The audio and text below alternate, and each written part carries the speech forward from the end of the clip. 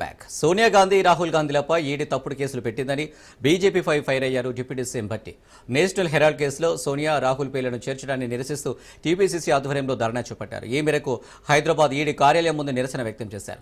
ఈ సందర్భంగా deputy CM Bhatti Sonia రాహుల్పై పెట్టిన కేసులకు భయపడి ధర్నా చేయడం లేదని, ప్రజాస్వామ్యం కోసం పోరాటం చేస్తున్నామని చెప్పారు. దేశం కోసం త్యాగం చేసిన వారి రక్తం రాహుల్ గాంధీలో పారుతుంది. కేసులు పెడతా, జైల్లో పెడతా అంటే భయపడరని చెప్పుకొచ్చారు. ఈ కుటుంబాన్ని కేసుల్లో పెట్టి కాంగ్రెస్ పార్టీని భయపెట్టాలనేటువంటి ప్రయత్నం చేస్తా ఉన్నాం. మేము ఒక్కటే చెప్పదలుచుకున్నాం, ఆనాటి రవి అత్యంత బ్రిటిష్ సామ్రాజ్యవాదుల శక్తులకే వ్యతిరేకంగా నిలబడి పోరాటం చేసినటువంటి కాంగ్రెస్ పార్టీ, ఈ పార్టీ ఆఫ్టర్ బీజేపీకి భయపడి ఆగుతుందని మీరు పొరపాటున ఆలోచన చేస్తే అది మీకు తప్పు అవుతుంది తప్ప అది నిజం కాదని చెప్పడం కోసం ఈరోజు కూర్చున్నాం. అటువంటి కాంగ్రెస్ పార్టీ ఈ రోజు దేశవ్యాప్తంగా అధికారం ఉందా లేదా అనేటువంటి అంశం కాదు.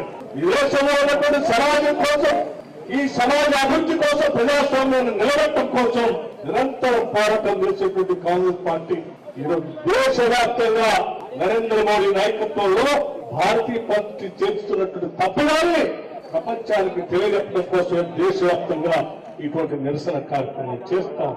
మరి ఎవరు భయపడతా ఉన్నారు? ఎవరు భయపెడతా ఉన్నారయ్యా అంటే ఇవాళ బీజేపీ భయపడతాం, కేంద్ర ప్రభుత్వం భయపడతా ఉంది.